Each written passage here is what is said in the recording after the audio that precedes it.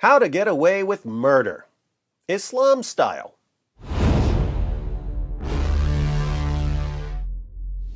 I haven't been counting, so don't hold me to this, but it seems like most cases of violent mobs brutally murdering people for blasphemy against Muhammad or the Quran are based on false accusations. Murder by mob is just an easy way to kill someone you don't like in Pakistan or Afghanistan or Nigeria. If you get into an argument with someone, or a woman you're attracted to rejects your advances, you don't have to murder the person yourself. No, indeed. You can just start screaming, "This man spoke against Prophet Muhammad," or "This woman desecrated the Quran." And a mob of morons will murder the person for you. Morning Star News reports. A Christian student stoned to death at a college in northwest Nigeria on Thursday, May 12th, was falsely accused of blaspheming the Prophet of Islam because she had refused to date a Muslim, sources said. Deborah Emmanuel Yakubu, a 200-level student at Shehu Shagari College of Education in Sokoto, the capital of Sokoto State, was beaten, stoned to death, and her body set on fire, area residents said. A video showing the attack reportedly appeared on social media on Thursday, May 12th. In the video, an unidentified man reportedly rages in the Hausa language that he killed Yakubu and set her body on fire. And the Muslims who killed her will probably get away with it, because once you spread the accusation of blasphemy, it's very difficult to punish you, because anyone who punishes you will be siding with the person who committed blasphemy and against the people who defended the honor of Muhammad. So usually there are some arrests, but the arrests are just for show. Yakubu, a member of the Evangelical Church Winning All, ECWA, in her native Tungin Magajia town, Rijau County in Niger State, was falsely accused of blaspheming Muhammad by a Muslim whose advances she had refused, said David Ayuba Azaman, senior pastor at the King Worship Chapel and Ministries, Inc. in Kaduna City. Pastor Azaman said he received information about the killing from Christians at the college in Sokoto. Deborah Emmanuel was complaining in a class WhatsApp group chat, kicking against how they discriminate against Christians in the school in areas of assignments and tests in favor of the Muslims, Pastor Azaman told Morning Star News. This is what they used as a yardstick to say she insulted Muhammad. She didn't insult Prophet Muhammad, but it was discovered that she turned down a Muslim proposal to date her. That led to him accusing her of insulting Prophet Muhammad. So she complained about the unfair treatment of Christians at the college, and she refused to date a Muslim. In response, they falsely accused her of insulting that hypocritical, child-molesting, slave-trading, demon-possessed, semen-drenched, genocidal warmonger we call the most obvious false prophet in history. Local media reported that Yakubu said in the WhatsApp chat group that she had passed exams thanks to Christ, and when she was pressured to retract the statement and apologize, she declined. She urged fellow group members to refrain from discussing religion, according to news outlet Aegis Gist. So she said she passed her exams thanks to Christ, and they told her to take it back. She refused, and they started accusing her of blasphemy.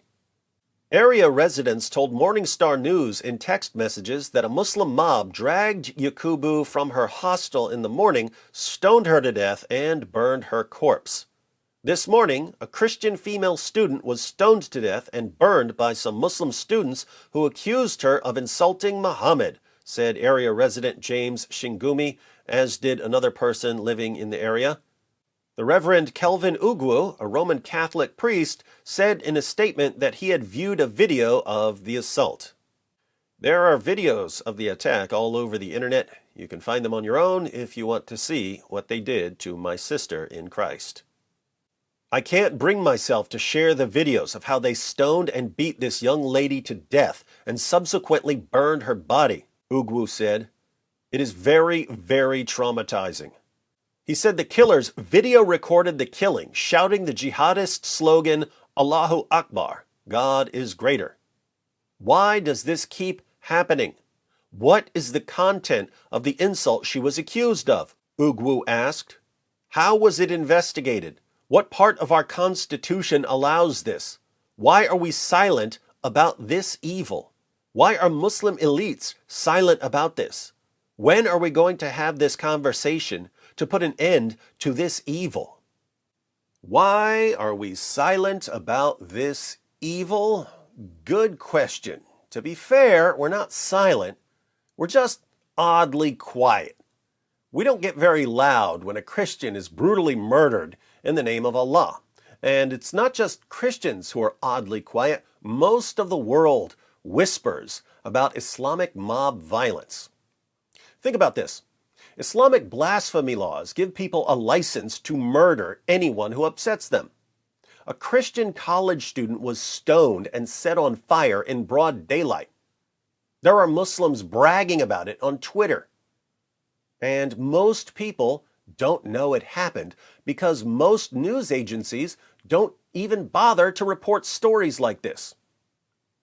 We've been bullied into whispering about evil. There's a parallel with the grooming gangs in the UK.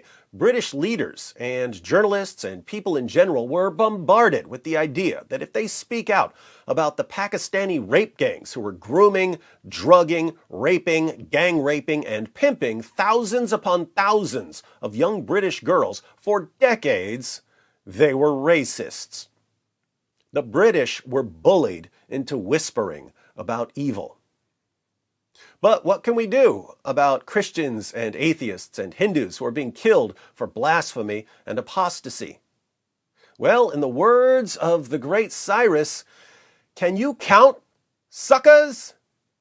Last time I checked, if you put Catholics, Orthodox, and Protestants together, there are 2.2 billion of us.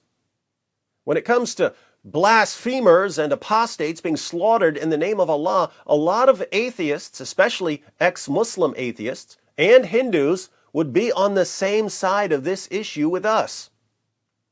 Add us all up, and we make up half the world's population. Can you dig it?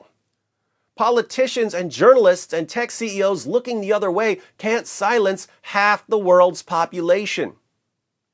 All we have to do when a mob murders someone for blasphemy is rain down such a torrent of insults and mockery against Muhammad and the Quran that the next time someone decides to stir up a violent mob, the mob will say, "Can't do it.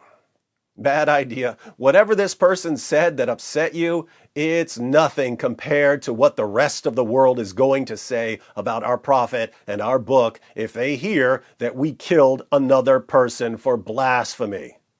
So we need to access our non-crazy side right now." Can you dig it?